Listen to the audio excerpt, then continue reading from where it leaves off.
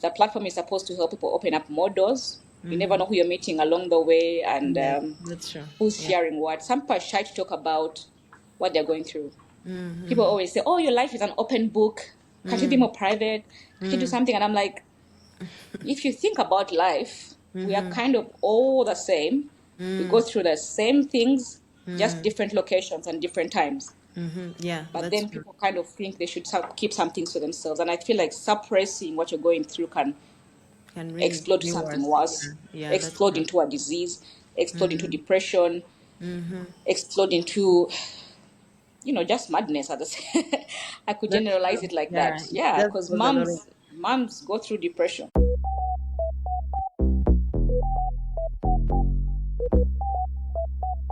Karibu. No way. Musibire muta. Mwasibye mutya. Amahoro. Agandi. Bible. Habari gani? Muraho. Sangonini. Kopango. Odeo. For those of you who are wondering what that was, these are some of the various local greetings found in East Africa's diverse languages. Welcome to She Center, the female podcast, where I dive into the issues and experiences that affect women everywhere. I am your host, Resti Kansime, and I am passionate about creating a safe space for women to share their stories and triumphs. I want to thank you for tuning into my podcast, and I would love for you to join our community and stay connected with us beyond this episode. You can find us on Instagram at _She Center _podcast, and follow us on Facebook at the She Center Podcast. Don't forget to subscribe to this podcast and hit that follow and like button on our social media to be part of the conversation.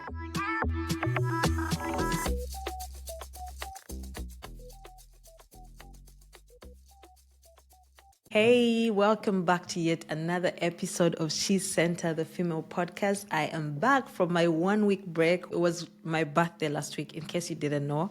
And I took off a week to reflect and think about how life has been and how this whole podcast has impacted me. And I did share on my socials about how my journey has been. I feel like I've shared about my journey in multiple ways.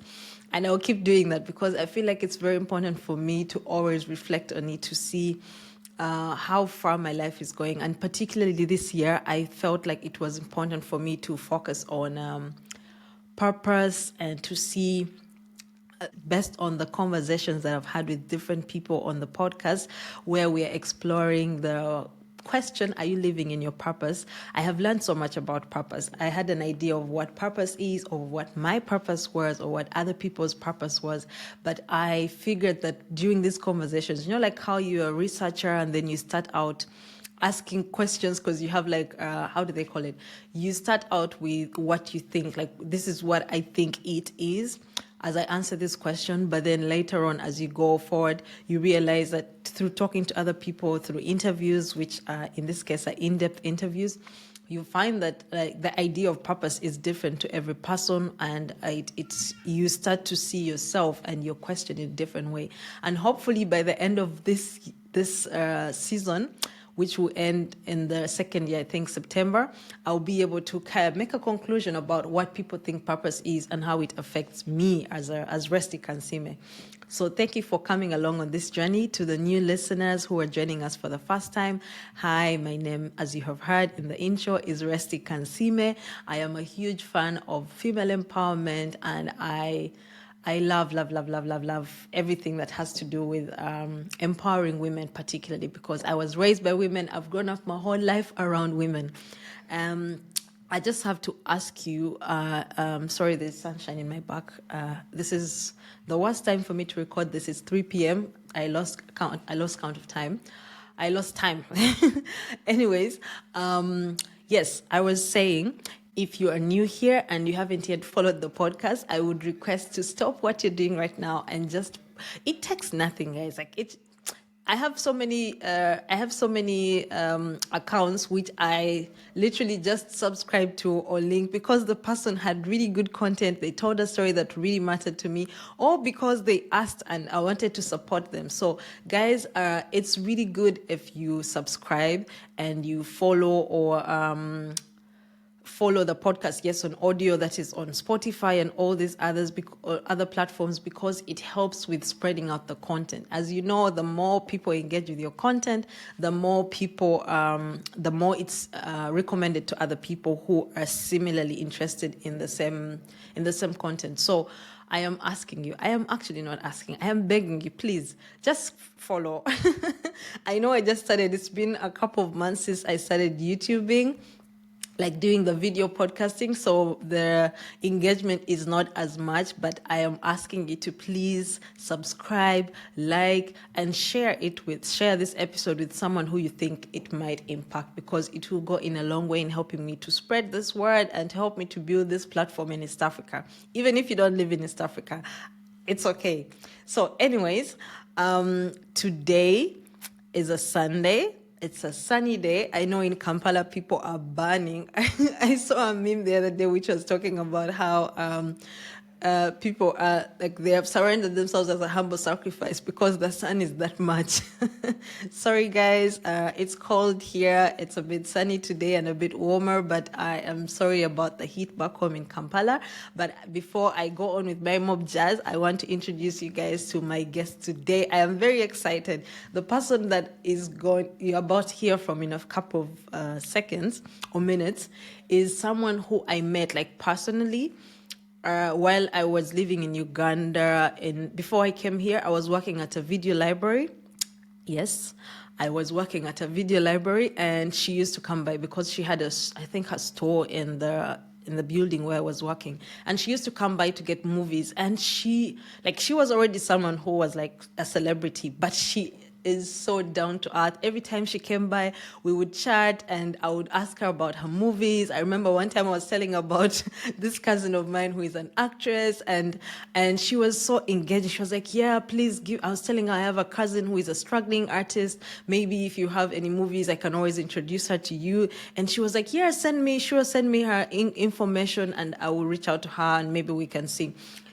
This is someone who is very down to earth. Like, it's really hard to imagine how down to earth some people can be. And during this season of my life where I'm reaching out to random people, I used to work in sales, and I usually would reach out to people and be like, hey, I need to sell this to you, people I don't know. But there's sometimes when you want to reach out to someone who is doing really well on social media, and it can be intimidating because you're thinking, okay, normally these people are reached out to by people who are going to pay them. And in this case, I'm only just here to, ask you to please come on my podcast and share your wisdom. And yeah, I don't know if she remembered me from that time. I'm guessing it's because we had like a conversation, like several conversations before at the video library, but she was more than willing to be a part of this. Although she was on holiday during the Christmas period, I managed to catch her this past month in February, and we recorded the episode. And oh my God, it was amazing to hear so much from her, because this is the first time I'm speaking to someone who is in this space. So the person, I really hope I pronounced this name well. You guys, I embarrassed myself when I was introduced. I was like, hi. I said the name I pronounced the name wrong. Eleanor, I hope I did you proud. Eleanor Nabwiso is a Ugandan actress. If you watched The Hostel, you definitely loved her, although she had Lugambo in The Hostel. I used to watch The Hostel and I really loved it. It was a really, really amazing show which had a lot of young people who were like our age mates who are doing amazing work in the show.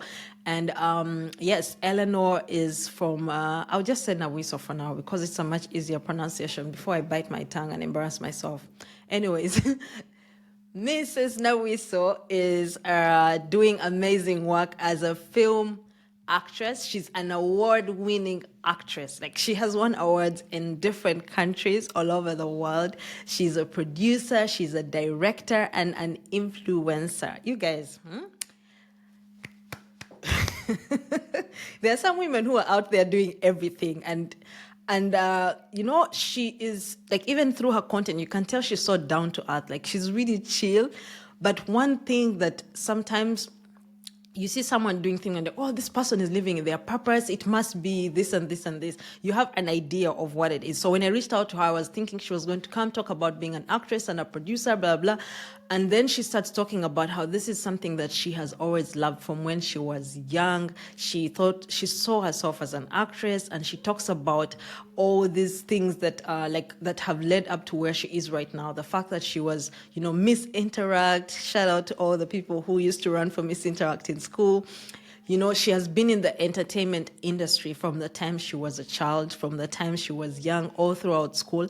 And that kind of built her and built her character and got her to the person that we see right now. And that is why I'm asking this question, are you living in your purpose? Because I'm thinking there might be someone right now who just thinks that this experience growing up in school is not that important, like you going around and being like let me say, like, for instance, I was in Interact. I was like a vice president in the Interact club. We used to go out. You guys, that's not nothing. Like, that's a lot of experience. You learn a lot of communication, interpersonal skills. This is stuff that we should put on our CV. I don't know why I'd never thought about it until she explained that. That's when I had to see myself through her eyes. I was like, oh my God, yes. Now I understand why I'm a very social person who loves to make friends, because Interact club really made me that person. I used to think it was just to party, like at school. It was one way to leave school and go outside during the term. But yes, so she went up, got her first gig in the hostel, and then after the hostel, people were asking her, what's up? Her and her husband, they ended up starting Nabwiso Films, which is something that is going all up. And one thing that stood out to me, I'm on their website right now, is the fact that they won an award from the London Eye International Film Festival, and this was an award for the best women rights film. That's something. Guys, when you go onto their website, there's like, these days I'm interested in websites. There's so many awards these guys have won, and it's amazing. It's amazing to see that there is a woman who is doing this. Back in the day, we just thought that these things are all done by men, but we have a woman, and her character and who she is and how she has become the way she is right now is everything that you're going to find in this episode. So listen, watch until the end, because you are going to be amazed by everything that she's going to say, because I definitely was like, wow, that's so cool. Anyways, thank you so much, Eleanor. Thank you for your time. Thank you for making the time, basically, because I know you're like, director, but you gave me your time. Thank you. I appreciate you. And guys, enjoy the episode. Bye for now. Thank you so much for making the time. I appreciate this. It's an honor to have you on the She Center podcast. So basically why you're here is because I am trying to speak to a couple of women in different sectors to kind of understand how they view the word purpose. This podcast is more of a platform that is focused on, the podcast particularly is focused on giving a women a voice to share their stories and to kind of make the stories universal so other people around the world can hear stories of African and East Africans. But also I am trying to build a female platform in which we will find everything that we need as women in East Africa. So like an online platform where you can find all the different things that a woman needs. And I know you're a huge fan of, feminism. I've been seeing all your campaigns, and that's why I was like, I really need to ask her to be able to join the platform and talk on the podcast. In my first season, I asked the ladies or the women to answer the question, what happened to you, where they shared about their journeys, how they started out and where they are and how they see the world. And in this season, I'm simply asking, are you living in your purpose? With this, I'm hoping that another woman out there who is listening can be able to see that, maybe they are where you started and they might just be looking at where you are right now and thinking, her life has always been easy. What does she know? But they don't know like that in between. And while there might be someone who is on the top, but they are struggling with that top part and they are wondering, am I the only person who is here? So I'm finding that these stories are helping other women and helping me also to understand how women need to be helped, because sometimes you see someone, they seem like they have it all figured out, but in many cases they are struggling, they need some help somewhere. And I'm hoping that the female platform can be that place which doesn't just help the people who we think need help, but every woman in general. So that's why I'm reaching out to every kind of woman that's out there to ask them, are you living in your purpose? And the question you're going to start with is, as we start, do you feel that you're living in your purpose right now? And how has your journey shaped this sense of purpose for you? Well, it's so hard for someone to ask if you're living in your purpose, because I feel like even if I had my purpose planned out, I mean, God plans out our purpose on earth. But if you're to ask me if somehow I'm living my purpose, then I would say yes. Because I started out as an actress on TV. Actually, I was on stage. And then I was a TV presenter. And then after TV, we're thinking, okay, what do we do with ourselves? And then I started doing my own movies as well, and employing many people to come on board. So I feel like if purpose means employing somebody and giving them a platform, which I longed for at some point, I feel like I'm living in my purpose right now. Yes, that's a good answer. So I forgot to ask, for the people out there who might be listening or finding out about you for the first time, can you shortly introduce yourself and maybe what you do, so that I don't have to say things that I do not know? Yeah, sure. My name is Eleanor Nabwiso. I'm an actress and a filmmaker. That is producer and director. And my company is called Nabwiso Films. Yeah. Yes, and you make amazing series. Thank My you. sister is always watching them on YouTube. Okay, so what pushed you into acting? Like, if you reflect on your past experiences, how have they contributed to the impact that you're making right now? And maybe you can share a pivotal moment where which led you to the current path that you're on right now. Like, how did you get into acting?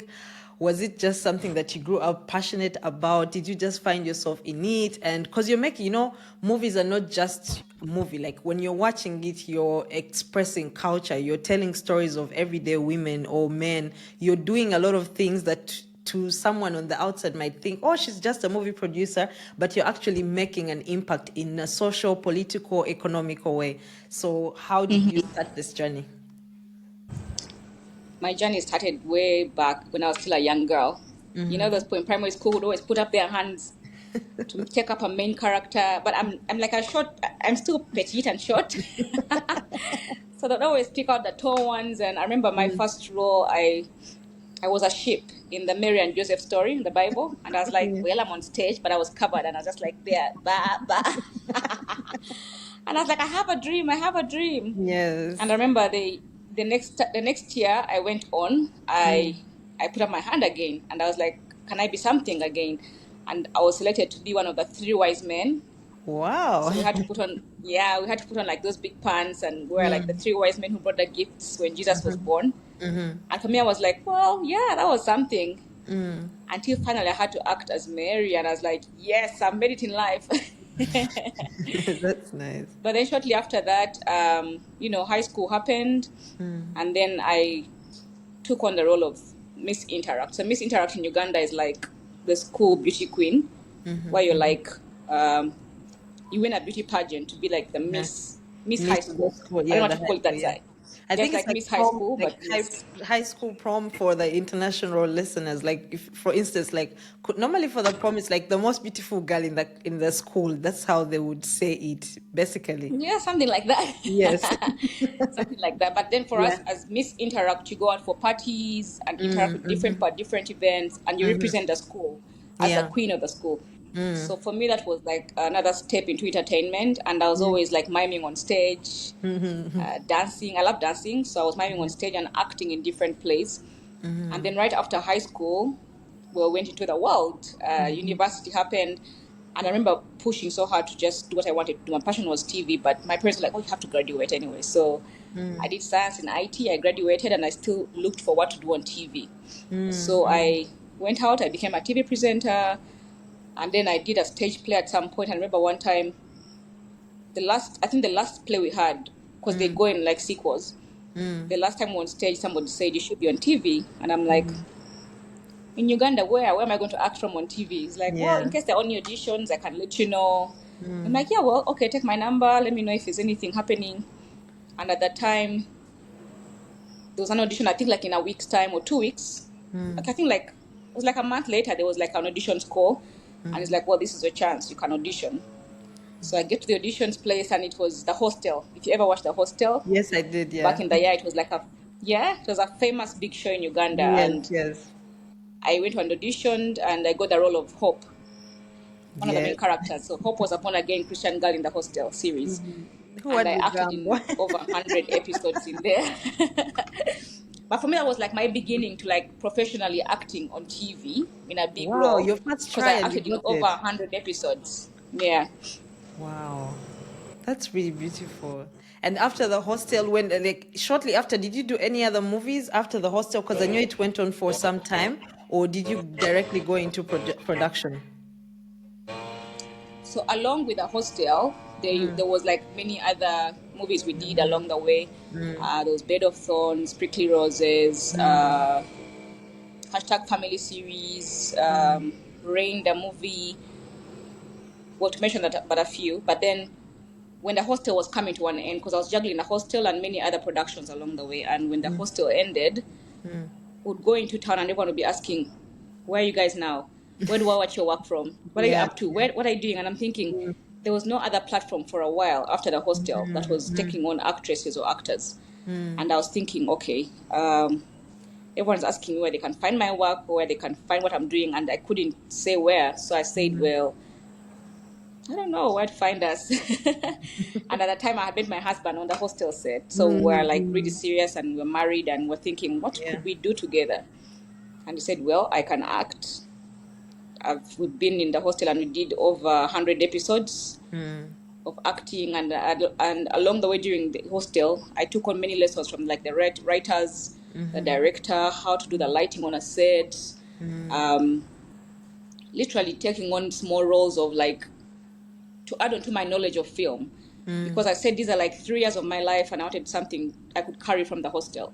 So the Yes. times I wasn't really serious on set, like acting so much, I would be, trying to learn what people are doing behind the scenes or on the set. So we got many skills from there. And together with my husband, we opened up Nabwiso Films and we decided to do our own productions that people could get to watch instead of trying to look for work somewhere out there. And Yeah. that was the birth of our company, Nabwiso Films. Wow, that's so inspiring. It must be amazing to know that you learned from your own set, because many people probably go on set and in their mind they're thinking, I'm here to act when I have nothing to do. I'm just Yeah. going to sit. I'm like the actress. But for you to actually, did you at this point when you were learning these skills, were you thinking about what might happen in the future with production, or were you just learning it because you were intrigued in the process? I think at the time I was just intrigued because I wanted to learn more in film, and I was like, there's no school teaching us how to make movies in Uganda or how to do Yeah. film. And I was like, I'm on a set. I could as well just disturb these guys and get to know a bit, I know, yeah. a few things here and there. So I'd call up the head writer and say, can I just come in and, you tell me See. a thing or two about writing. I'd go into the director's room and watch how they're lighting a scene and how he wants to set up a scene. So for Yeah. me, it was like I was intrigued to know, so it was kind of like an inspiration to just know and keep it in my head. Yes. Okay, that's really amazing. And if you can look back, like with regards to some of the challenges maybe that have come with your role as a woman, as a short person. I'm also a short person. Oh yeah. I'm also short, and I remember in school we always had to be the one stand at the front doing like everything. Yeah. What are some of those challenges that you face? Because I'm guessing there could be a person who is listening, and maybe their challenges could be with regards to their physique. It could be with regards to, yes, I'm a woman, and maybe people are not taking me serious. What are some of those challenges that you faced, and how have you been able to tackle that? Because I know it might be a little bit different, because the company you started two people. There's like you were representing both sexes. So whatever your husband probably was lacking, you could offer it as a woman. But what are some challenges that maybe even if you haven't gone through it, what have you seen in the industry as a film producer, as an actress, that you think that could challenge people, and how can you tackle those issues? I get this question a lot, and I always tell people you need to fit in a room, and you need to be in a room that you're meant to be in, because you want to be in there. Yeah. Because growing up, my mother always told me, if you're good at something, get better at it, and never let it rest until your better is best. Yes. So for me as a woman in the industry, I always told myself, if I'm going to do film as a woman, I need to know the craft, you Yes. know. So I took on different classes to understand, how do you do lighting, how do you do the camera work. As an actress, how do I grow my skill? I didn't want to get so comfortable knowing, oh, I think I did this role, so I'm going to sit it out. I Yeah. took on all these different classes on YouTube with the main directors, acting classes. And for me, improving my craft as a woman led me into spaces where men were like, taking lead. So I feel like I don't want an excuse for women not to do something.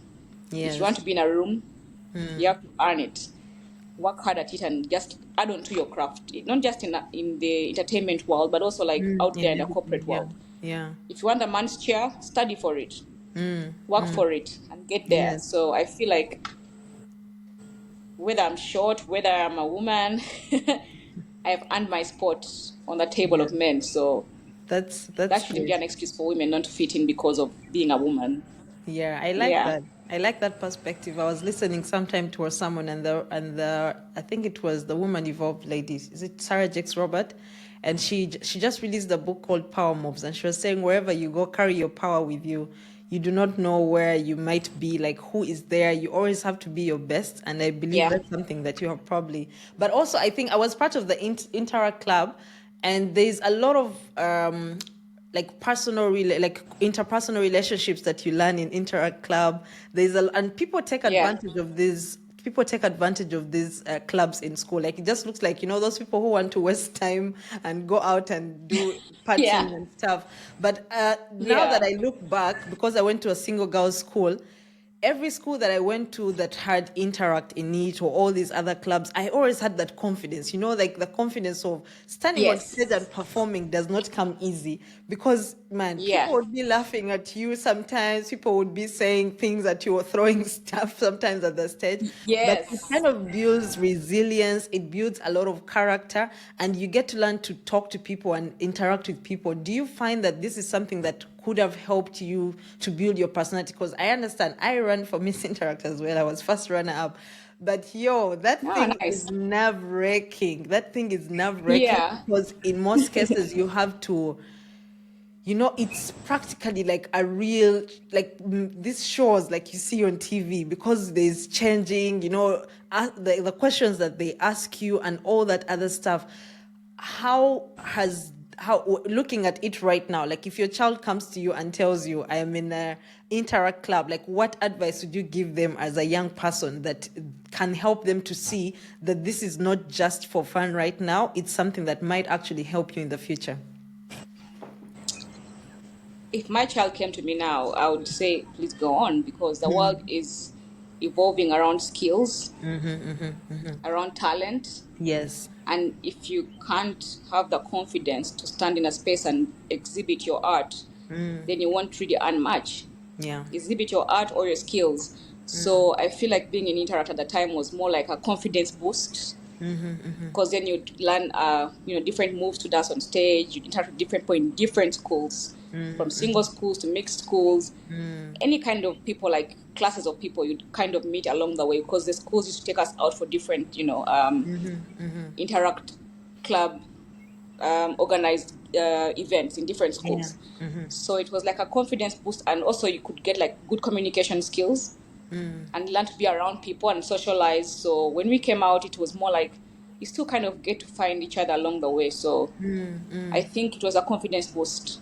Yeah, I think Yeah. now that when you mentioned that you're an Interact Club and what you're doing right now, it does actually make sense, because it's something that I feel like maybe people take for granted, like the drama section of everything in school. People take it for granted, but I Yeah. can see how impactful it is for someone in the future, because these days we are seeing people having to get into even content creation, and you can tell there's someone who has an art of drama in them in how they Yeah. release their content. Some people just talk, but there are some people who you look at and you're like, this person seems to be really good with the camera. Like they're really good with interacting Yeah. with whoever is on the other side. I like that. Yeah. What else did I want to ask you? Yes, please tell us about like okay, as a woman, how do you juggle motherhood, being a boss lady, being a wife? How are you juggling this? Because you make it seem so easy. You make it seem so fun and so easy. How are you juggling this life of yours right now? Because it seems so busy. It is super busy and also really fun. I Yeah. tell people motherhood or being a wife is it's what you make it. You know, it's what you're going to figure out along the way. And for me, motherhood and work is a whole journey altogether. I don't believe in losing some to gain some. Yeah. I Yeah. believe in balancing it all. So most times it's like moms who are working and are busy have like a loose wire on the head somehow because you're doing so much at the same time. And Yeah. I think the best solution I ever did for myself and my family was having like a timetable put in place.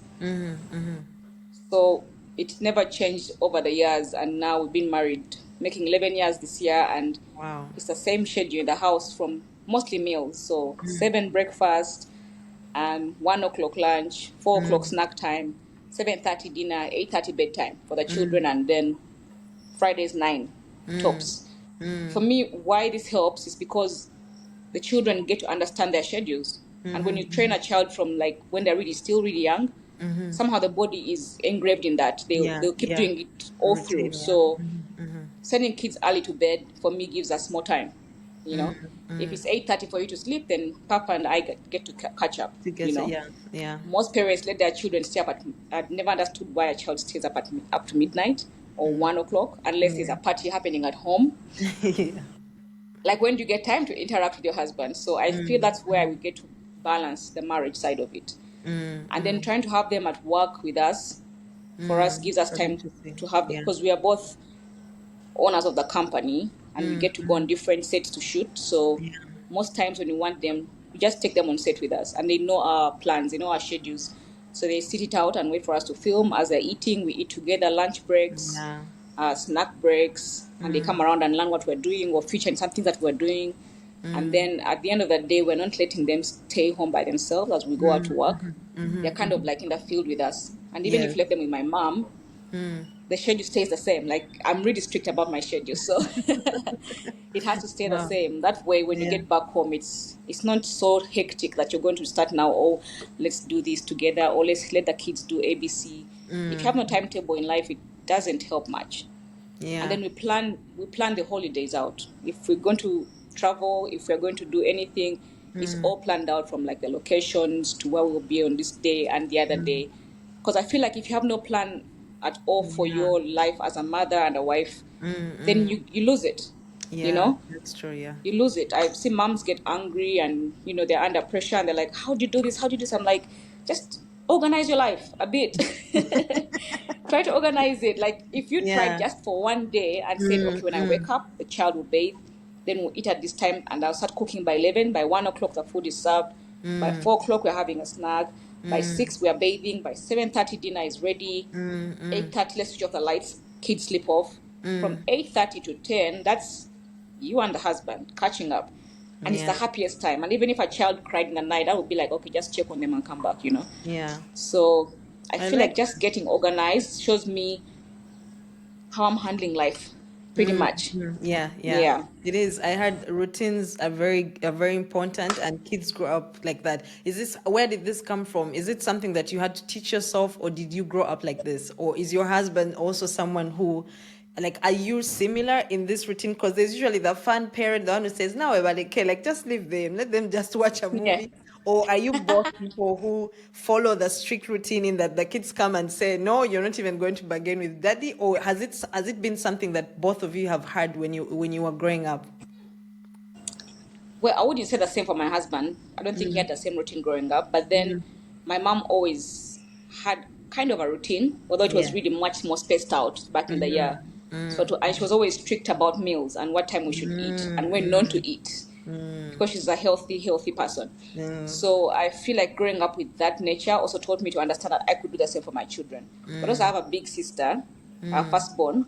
who was doing the same thing in her house. Like routine was routine. And I was like, I could pick a leaf from that as well. So I've seen that happen for my relatives, and I'm like, I think that would work in my household as well. So I adapted that and just improved it and twitched it up to suit my timetable. That's nice. I like that. I love routines. My husband is a routine person, but for me, sometimes I kind of like I can be doing well this month, then the next month somehow I'm like, let's be spontaneous today. Let's wake up at this Nah, time. I But I can't. understand like my husband gets to do a lot more things during the day while I'm making up excuses for, I slept late, I did this. Yeah. And I understand how it affects my life. Although it's something like this year I chose and said I need to make it like a certain routine. I'm not yet there, but hopefully I'll get there Yeah. with time.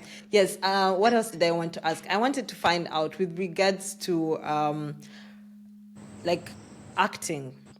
What do you always look out for when you're choosing a person who is going to act?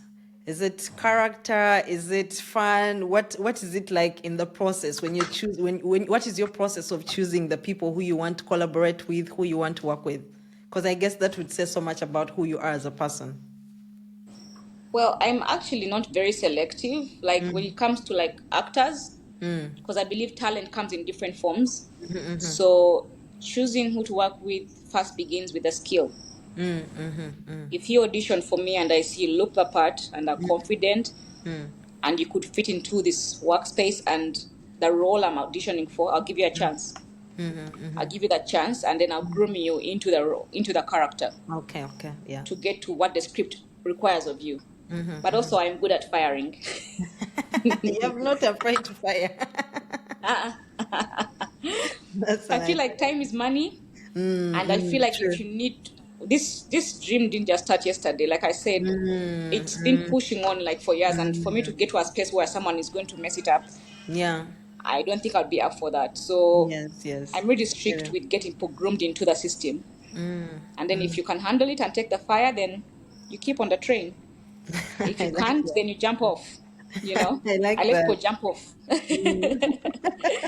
Yeah, because I then like that. Yeah. if you build something, like building a house and someone comes and pushes one brick Yeah. out, One thing. you've Yes. built from the foundation, you got somewhere, and then someone messes it up. It's not Yeah. fair, really. Yeah. So we True. work to maintain. You work to maintain that house up to the roof and up to the finishing.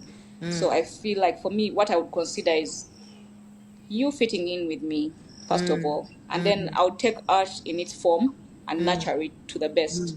Yeah. So that's what I consider first of all, and then you have to have the skill, because with skill it's easier to manage somebody. And even if the skill is a bit raw, I take you in and we kind of mold you along the way. Was it? Yeah. Yeah. I Because like at the same, Uganda is not like, there's no like big school for actors and actresses.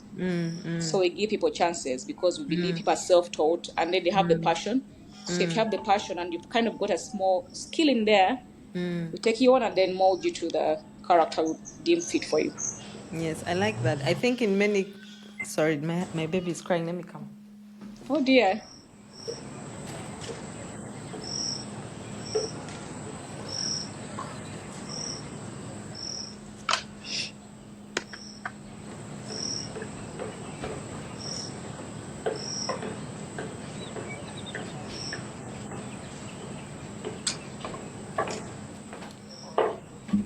Sorry. It's Yes. okay. So, yes, before we conclude, I wanted to find out from you.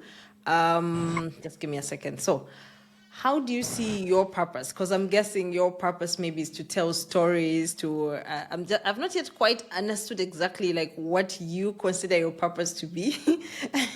Maybe it's something. Do you feel like that's? Maybe I could ask. Do you feel like it's some like? Do you feel like you were born to make people happy, to tell stories? Where do you lean the most to? Or do you feel like that's something that you haven't yet quite figured out? Like, why did God put you on this earth? Do you know that?